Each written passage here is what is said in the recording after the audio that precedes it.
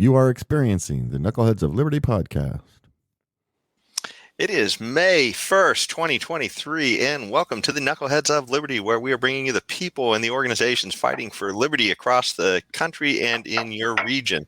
Just as a show note, today we were supposed to have Walter Block on, noted economist, but he was had some delays at the last minute, and so we're going to push that show back to probably later in the month. But until then, I guess since we're talking about disrupting in the narrative, which is what our show was supposed to be about today, we're going to be interviewing Walter Block about reparations and organ markets, and so we'll get into that when we get him on the show later in the month.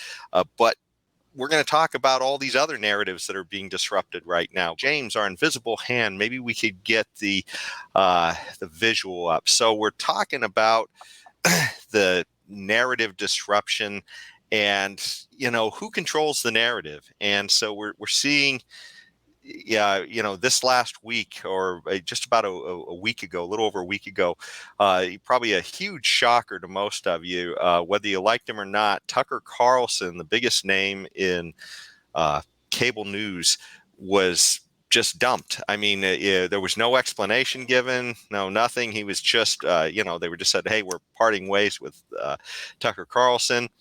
And it took even about 4 or 5 days to get any kind of a word from him about it, where he just gave a little, I think it was a little video on Twitter of himself just addressing his audience, but he didn't even get into the reasons why he's gone, just sort of letting people know he's still there and he's plans to be back somewhere. And that's about it.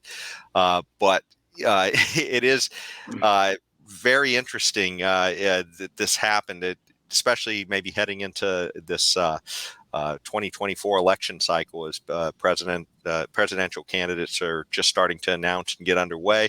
We'll talk a little bit about that through the show too, but let's go just a little bit into this Tucker story. So before I give this to you guys, here's an article from the Wall Street Journal showing Tucker Carlson talking about that, and here is just a little bit of a visual rundown of sort of who Tucker is and a little bit of his career that they had there.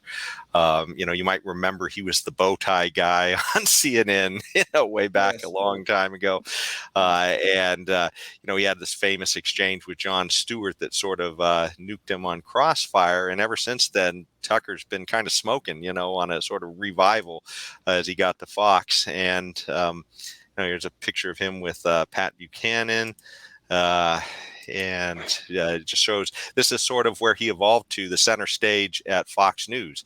And you could see him there flanked by other notable faces on Fox News as well. But clearly he was the center stage, which this image shows. And of course, now that's gone unceremoniously too, not even a send-off. Of course, Tucker was, pivotal in some of these recent election conflicts. Certainly he was, I won't say he was a direct supporter of Donald Trump, but he was certainly, not nearly as critical of Donald Trump as a lot of the rest of the mainstream media, which seems to just exist for Trump derangement, I guess. So anyways, now getting into some of the theories. Of course, this is lit a buzz, a whole bunch of reasons why he may have gotten fired. And so this is from the Business Insider. There was a recent Dominion lawsuit there where Fox agreed to pay almost $800 million settlement to the Dominion company for essentially promoting the narrative on their network that the Dominion voting machines were rigged, without really having much evidence. And quite frankly, Tucker was one of the few to push back a little bit on that. He said, he's definitely open to the idea that happened, but he did ask to see evidence. And he made it very clear to his audience that, hey, we've asked for the evidence and we're not getting it. So he was actually one of the more skeptical voices on Fox, which is kind of odd that he would potentially get the boot. Then in the discovery for that case, there was a bunch of statements that he made about other people at Fox, whether it be some of the people working there or some of the ownership that were kind of disparaging in some of the discovery of text messaging back and forth and stuff. So some people are speculating that. There's also a lawsuit that some woman has for harassment at Fox. But apparently this woman never even met Tucker. She's suing because it was sort of a hostile work environment, she felt like. But, like I said, Tucker never even met face to face with her. It was all, just on, I guess, virtual meetings and other things like that he would have had with her. And this is Rupert Murdoch, of course. That's the ownership there, and clearly other issues going back to that. But one of the things that I think, if you're a liberty-minded person, that is a little bit peaked, is the fact that he disrupted the narrative on some big things with respect to the military-industrial complex, and the sort of the rah-rah, let's go to war attitude that even the Democrats have now. I mean, the Democrats are leading the charge on that attitude nowadays, which is unbelievable. But anyways, he seems to have shed a lot of, I guess, skeptical coverage of the military-industrial complex, and not just on war, but on issues like, how they're managed, the trans issues and other things like that. And I guess there's some other issues here with management. They're saying they're speculating might not like him. But anyways, those are the main things. But aside from the military-industrial complex, there's also the issue of the vaccine narrative. And of course, Tucker was one of the more skeptical voices on that, bringing on experts who were skeptical on his show when much of the mainstream media was locking them out. I don't know if you remember, but that goofball on who has the late night show, got the Colbert. He actually had people dressed up dancing as needles to try and get people comfortable with the idea of taking the shot. So I mean, this is literally the kind of stuff they're working against. But anyways, let me kick it to you guys at this point. I've gone on forever, but it felt like this was kind of a tough topic to jump into. So tell me what you guys think of this. I'm going with number 5, and your last thing about the vaccine and COVID response by government. So I'm going with number 5, the war in Ukraine and the military-industrial complex and that kind of stuff. If anything, and I have no idea. Of course, I'm not privy to what's going on, especially at a media outlet. But if I had to bet on something, it would always be you don't mess with big pharma, and you don't mess with the military-industrial complex. You just simply, and you don't do. If you get up there and at the level that he was in, and you're saying those kinds of things, it's going to bite you in the butt, I think, because especially now with where we no longer have a free press. We have a press that's aligned with the government narrative and the government itself, and being run by the government, as we're finding out now about with the Twitter files and so on. Yes. So yes. So and so if you have a huge mouthpiece going against that, they're going to do something about it. And if you're Rupert Murdoch, I guess you've made enough money. You don't need, to make more, and maybe you could afford to lose Fox altogether. Maybe it could go bankrupt. I wish they would all go bankrupt, honestly. All the big media outlets, the ABC groups, I wish they'd all go bankrupt. They deserve it because they just are mouthpiece. They've always been. CNN was notorious in the war in Iraq and getting us involved in that by covering up stuff they knew about the so-called weapons of mass destruction. They got pinned down about it, and it became common knowledge. It's just, so how could anybody listen to CNN on important topics? Okay, you can talk about, somebody did that to somebody else, or this happened, or that fact that no one can dispute, but you can't look at them for advice on the direction of policy by a huge government like the United States of America, a huge leviathan, all powerful, all seeing, all knowing, all everything. You can't. They're sure as heck not going to criticize it. So here you go. One more nail in the coffin is Tucker Carlson. That's a nail that's got his name on it. Leon. Well, I think, of course, we speculating here, so I will continue the speculation. Yes. Okay. Yeah, I am I think the biggest thing that where Tucker got in trouble at Fox was his pushback on the whole narrative about January 6th. Tucker put up some very compelling evidence that suggests, surprise, surprise, that there are a lot of lies being told to us by the government and others about what happened on January 6th. He had video of a man named Ray Epps that he showed, and there was a bunch and it is alleged that Ray Epps actually is an informant for the FBI. The FBI also, it is known, that had agents, undercover agents among the crowd. And Tucker was really pushing hard on that. I think that could have upset a lot of people. Now, when they settled this lawsuit, Jason raised this issue about the lawsuit with Dominion Voting Systems, or whatever the name of the company is. Part of the thing, I think, was that Tucker had to go. It's probably not in writing or whatever and that kind of stuff. But I think they make that part, and there's something in the background. I don't want to sound too conspiratorial. Something in the background where the FBI might have been slightly involved, but Tucker had to go after the whole January 6th pushback that he has. Then he has solid evidence on all of this.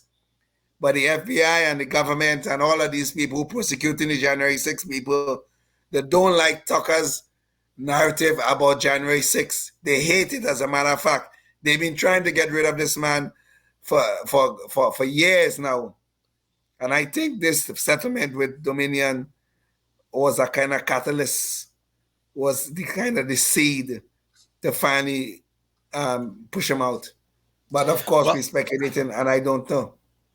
Certainly, $800 million is 800 million reasons to disrupt whatever is the nucleus is of Fox News, I guess. If you're going to have a spark to make some changes, certainly $800 million feels like a good kick in the butt to make some changes. It just seems like they kicked the wrong butt. I mean, yes. Tucker did not appear to be the guy who was uncritically following that story. He literally said on the air that we have asked for evidence on this, and Sidney Powell, even though she claims there's a kraken out there of evidence, she hasn't released any of it. And then he said that to his audience. So yes. he was essentially raising the skeptical alarm bell on that issue. And that's to his credit, I guess, in the end.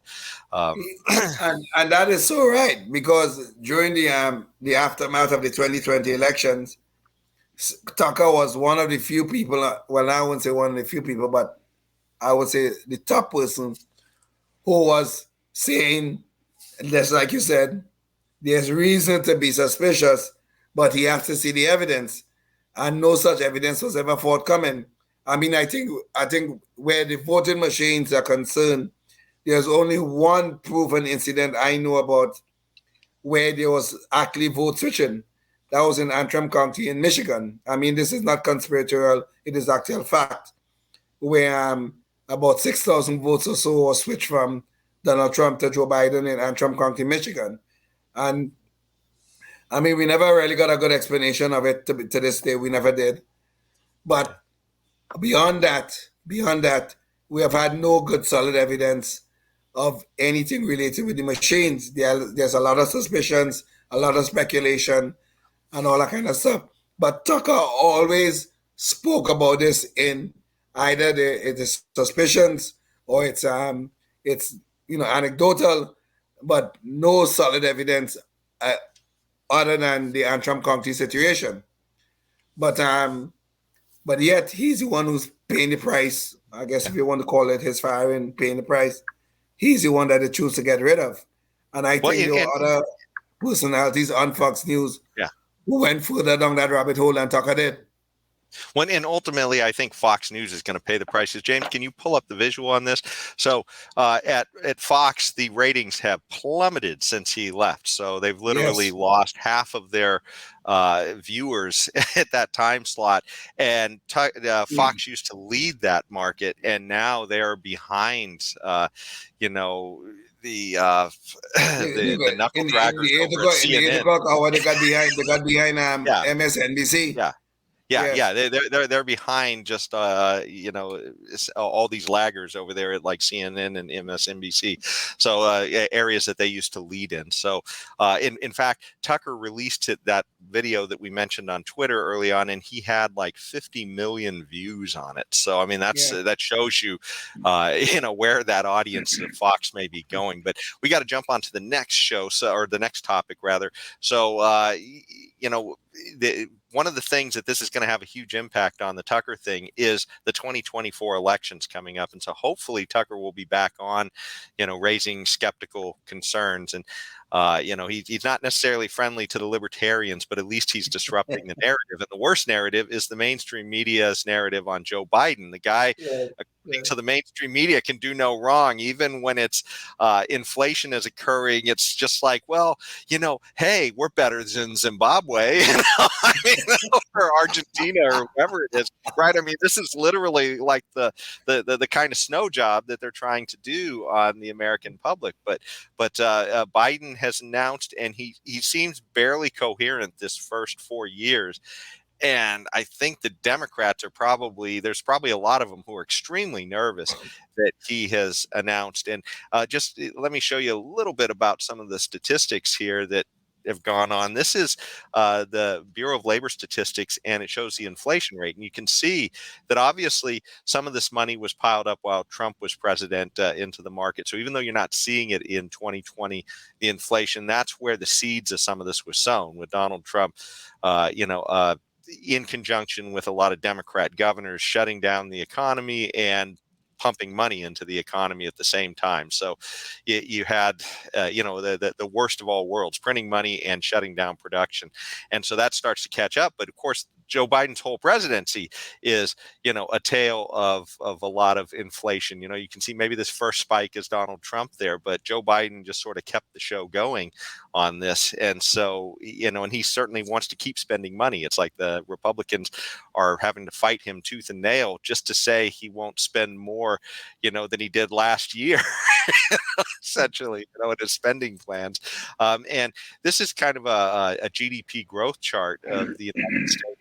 And it's kind of showing how, we're flattening out here, which is a really bad sign because, if we're going to catch up to all this debt and be able to handle all the debt we've taken on, we've got to have economic growth as well. And if we're not, how the heck are we going to pay off all this debt? I don't know. I mean, some kind of default or something is what we're looking at. But so things aren't good right now economically. That shouldn't inspire confidence. But then the man doesn't inspire confidence himself. And we have this video we'd like to show you just recently of him being confused by children at the White House. So, James, could you show us the video? He wants to know where my granddaughters are. One granddaughter lives in Pennsylvania, in Philadelphia. One granddaughter lives in New York. One granddaughter lives in Washington. One granddaughter lives in Wilmington, Delaware, and the other grandsons, my grandson lives in California. I left somebody out, didn't I? Anyway, Philadelphia, Wilmington. So he seems to be having trouble. I did say 5, you're right. He seems to be having trouble knowing. 1 in New York, 2 in Philadelphia. There's 3. No, 3, because I got one granddaughter who is, I don't know. You're confusing me, but they're all. The man is confused, right? I mean, the man can't even tell you who all of his family members are, apparently. I mean, maybe that's. I have 3 kids, and people ask me, how old they are, and I can never remember. I was just 3 kids. So but you can probably remember their names, though. You remember their names, remember where they live. And where they live, but I only have 3, and they're my kids, and I don't know. I don't know, not to to side on the side of Joe Biden too much, but just to give him that benefit of the doubt. But anyway, yeah, he's not all there, regardless. But and the evidence isn't with naming the places that all his grandchildren live. It's in shaking hands with the heir when no one's there, and similar things. What do you think, Leo? Well, I mean, Joe Biden gives us a lot of stuff to laugh at, okay, but this crap is very serious stuff, okay. I mean, this clip that Jason and James just put up, I mean, it's just one example of God knows how many things we can pull out. And you even named something about him shaking hands with the air, confusing people's names, looking around for people who are dead. He was having an event somewhere in Indiana or someplace like that, and he was asking for somebody who had died in a car accident or something like that sometime previously. I mean, it just go on and on. One time he was trying to say, we hold this truth to be self-evident that all men are created equal, and you know the thing. The problem is all of this will be laughable, okay? We could sit around and I could laugh about it. But for God's sake, we are talking about the President of the United States.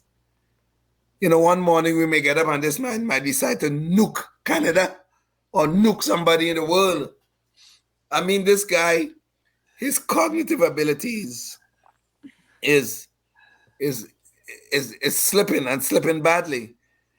I mean, I don't know if you guys remember, at one point in time, the mainstream media had this big narrative about when Trump was president about his cognitive abilities. And Trump when I did this cognitive test, he passed it with flying colors. Don Lemon tried to do the same test on air and failed. Okay. Now they laughed, they make a big joke about it. Everybody forgot about Trump. Everybody forgot about Don Lemon failing the test on air and all that kind of stuff. Everybody forgot about those things. Now we have a real life problem with the President of the United States, the man who sits in the Oval Office, the man who could order the nuking of another country or whatever. And this man can't remember some very simple things. And Tim, look at the thing. Who was he trying to shake hands with when you were shaking hands with the air? Who? This is what's so concerning about all of this. So this man and now he's running for re-election. Are we going to put this man back in the Oval Office? Really? Is this what we're going to do? This is insane. This is insane. I don't discount anything these days in the United States of America, and I look at half of this stuff and I think we're getting what we deserve. Well, maybe you're right. Yeah, maybe you're right. Well, we've earned it as a country, that's for sure. One of the founding fathers, maybe it was Benjamin Franklin. He said, "I give you a republic if you could keep it, right? If you could keep it." It was Ben Franklin, yeah. Okay, so now the question then becomes really and truly, can we keep it? Can we really keep it? Because or have we already lost it? Is another. Maybe we have. I don't know. Maybe you're right. We're coming up pretty close to the end here. We're not going to have time to get to our Knucklehead Noise Patrol, so we're going to jump to that. But speaking of losing it, aside from Joe Biden having lost it, CNN has lost it for quite a while, and they recently decided to lose Don Lemon, who you talked about not being able to pass his cognitive test. And James, maybe we could get the visual up here on this. So Don Lemon was another prominent anchor who was recently gotten rid of. He's been with CNN for about 17 years. And there was a recent interview with Vivek Ramaswamy, a guy who has announced for the Republican 2024 presidential run, and he is a sort of a youngish Indian American, and he is running. And it was just a terrible interview that Don Lemon had with him, on top of many terrible interviews and many demotions from a primetime slot all the way to the morning news that he's been doing recently. And maybe we could get the visual up on this, because it's pretty critical to talking about what happened here. Second Amendment rights, and they actually got the NRA played a big role in that. But today, Don, the NRA did not play a big role. Absolutely, they trained black Americans how to use firearms. That's a lie. That's not. The NRA did not play a big role. This is just historical fact. But Don, the part that I find, because you say it's historical fact, the part that I find insulting is when you say today black Americans don't have those rights after we have gone through civil rights revolution in this country. You are sitting here telling an African American about the rights and what you find insulting about the way I live, the skin I live in every day. Here's where you and I have a different point of view. Black and white that black people don't have in this country, and that black people do have. Well, here's where you and I have a different point of view. I think we should be able to express our views regardless of the color of our skin. We should have this debate without me regarding you as a black man, insulting that but you're me regarding you as a fellow citizen. This is absolutely amazing. Whatever ethnicity you are explaining to me, whatever ethnicity I'm, what it's like to be black. Whatever ethnicity I'm, I'll tell you what I am. I'm an Indian American. I'm proud of it. But I think we should have this debate. Black, white, doesn't matter. I think we should have. So there you can see that Don Lemon telling Vivek that he can't have an opinion on what's happened in the history with the United States with respect to black people, because he doesn't have the right shade of skin. No. It's not the right shade of skin. He's saying he's the wrong type of person of color. Is that what he's saying? He's a wrong type of person of color. It's not the right shade of skin. Vivek probably looked much different in terms of skin color, and much different from Don Lemon. It ain't much different, but he's the wrong kind of person of color. And I could speak about that from personal experience if you want the truth. You wouldn't believe how many debates and that kind of stuff I've gotten into with people who think I'm the wrong kind of person of color, even though I hate that expression, okay, quite frankly. But they always think I'm the wrong person of color, because I think we should be able to debate all issues regardless of your skin color. Because when you're telling people that you can't debate this thing just because you are white, you can't make statements about black people. Just because you are Indian American, you can't make statements about black people, or you can't make statements about Asian people or whatever, and that kind of stuff.